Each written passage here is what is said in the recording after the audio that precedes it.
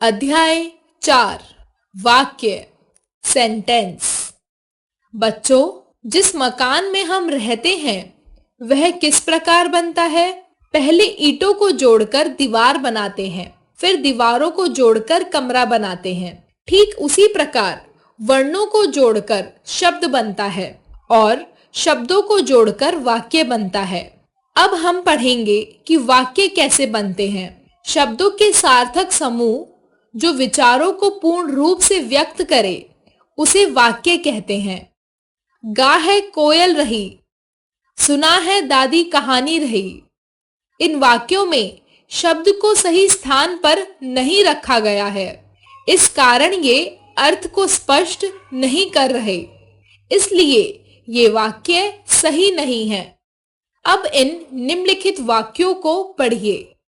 कोयल गा रही है, दादी कहानी सुना रही है। इन वाक्यों में कोयल और दादी के काम के बारे में बताया गया है कि कोयल गाने का काम कर रही है और दादी कहानी सुनाने का काम कर रही है।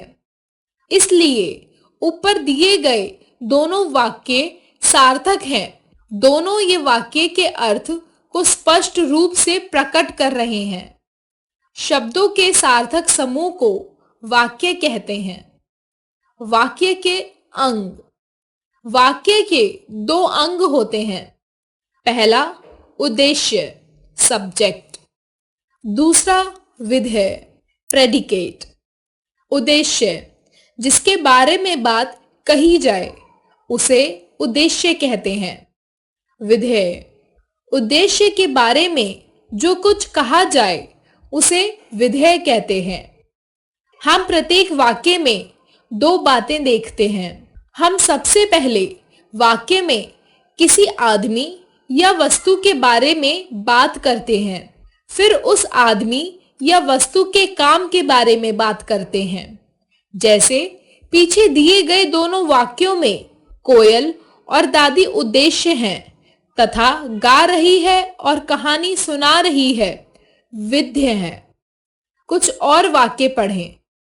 बच्चे पढ़ रहे हैं, लड़के फुटबॉल खेल रहे हैं, माताजी खाना बना रही हैं, हिरण दौड़ रहा है। आओ दोहराएं। शब्दों का वह समूह जो सार्थक हो वाक्य कहलाता है। वाक्य के दो मुख्य भाग होते हैं, उद्देश्य और विधेय। जिसके बारे में बात की जाए वह उद्देश्य है। उद्देश्य के बारे में जो कुछ कहा जाए वह विधेय है।